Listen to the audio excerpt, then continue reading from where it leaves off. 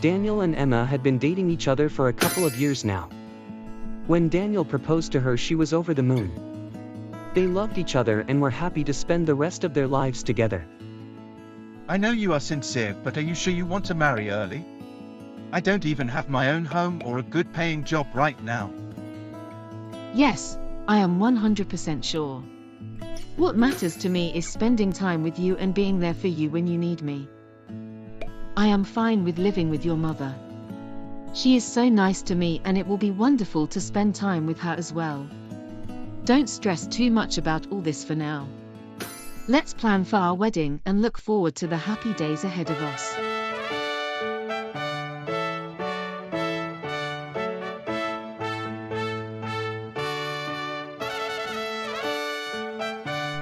I now pronounce you husband and wife.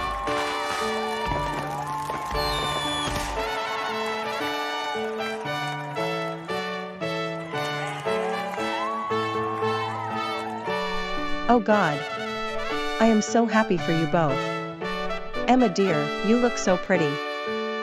Thank you so much, Mrs. Wilson.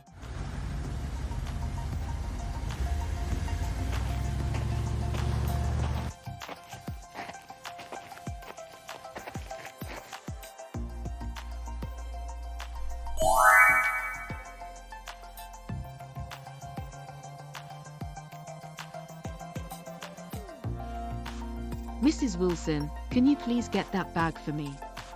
These boxes are much heavier than I expected and the bag has some important stuff in it. Mrs. Wilson. You think I am your servant. Don't expect me to help you. I already let you marry my competent and handsome son, and now you're moving into my house. Give that to me, dear. You shouldn't carry such heavy things. I'll help you.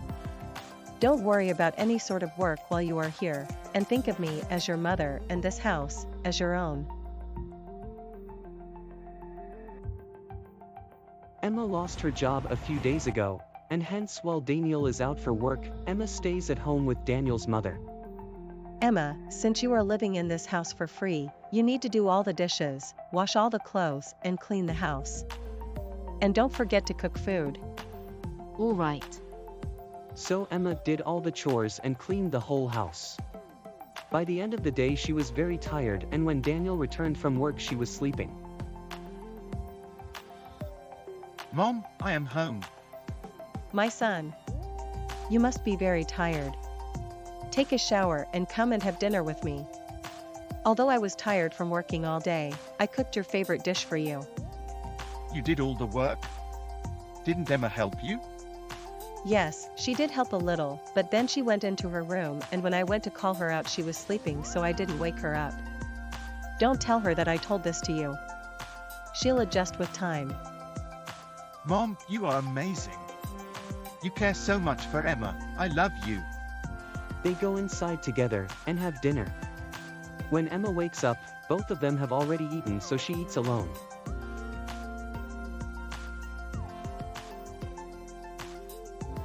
A few months later, Daniel returns home, and as soon as he enters his room, Emma runs to him in excitement.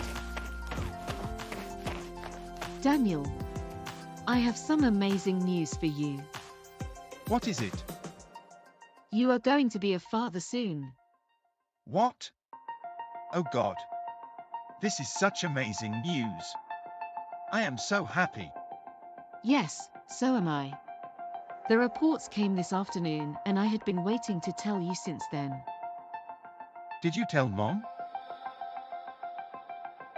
I was planning to tell it to you first. All right. Let's go and tell her.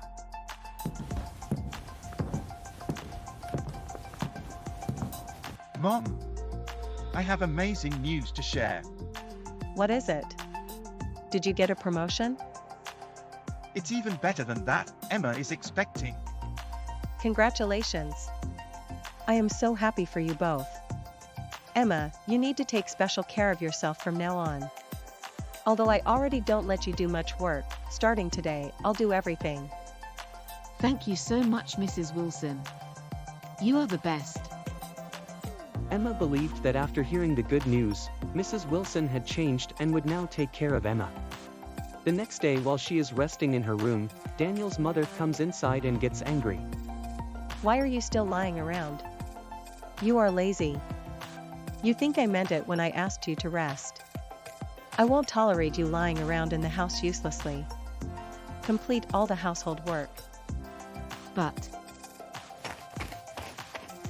For a few weeks, Emma listens to Daniel's mother and keeps on working without telling Daniel about anything. His mother would pretend that she was the one doing all the chores and Emma would be resting all day. I want you to come and help me clean the basement. the basement stairs are too rickety.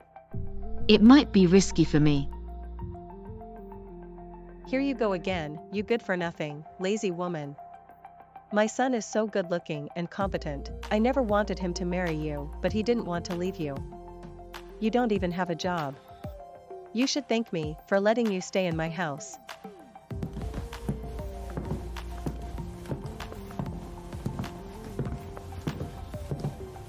Pick up these boxes and bring them up. But the doctor forbade me to carry heavy stuff. I don't care. Do what I am saying or else leave my son and this house. Emma follows Daniel's mother's instructions, but she didn't want to risk both her and her baby's health. So she tells Daniel about everything when he gets home.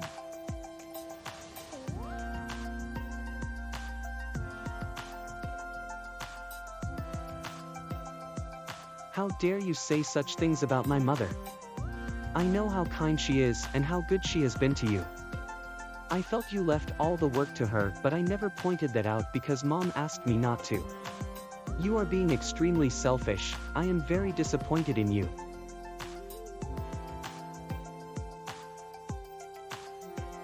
Emma feels like she's at the edge of a cliff.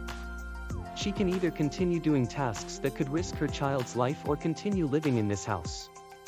She doesn't blame Daniel for not believing in her, as his mother has been very clever in manipulating her image in front of Daniel. But she also feels disappointed as Daniel didn't trust her after years of loving and knowing each other.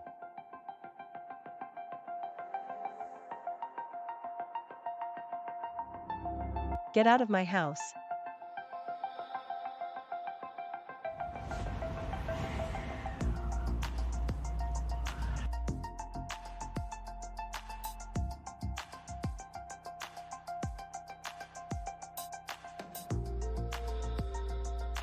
I will make sure to convince Daniel.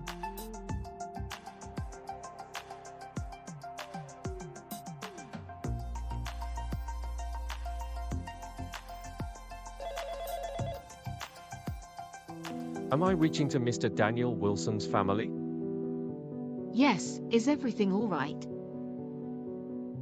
I am afraid it's not. Mr. Wilson just had a stroke and he was brought to the hospital. Unfortunately, he couldn't be brought on time and he passed away.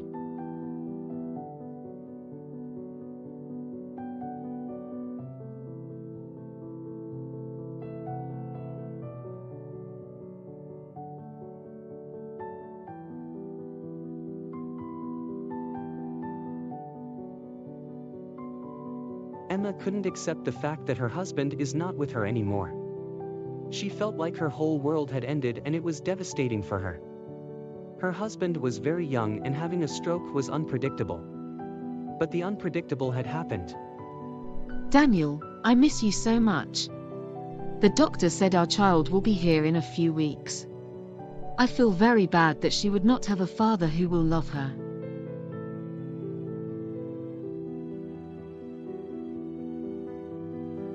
Mrs. Wilson, please stop.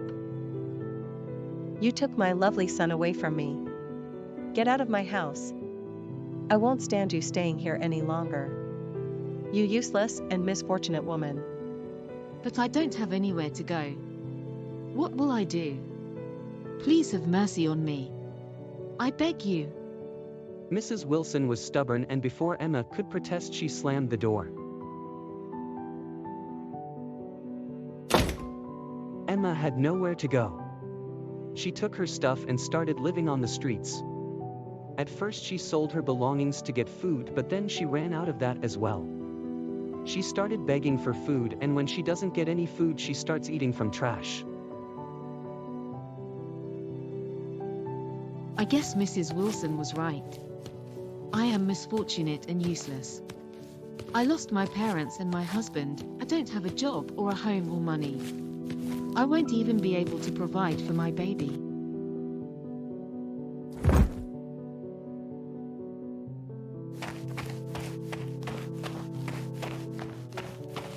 Are you okay?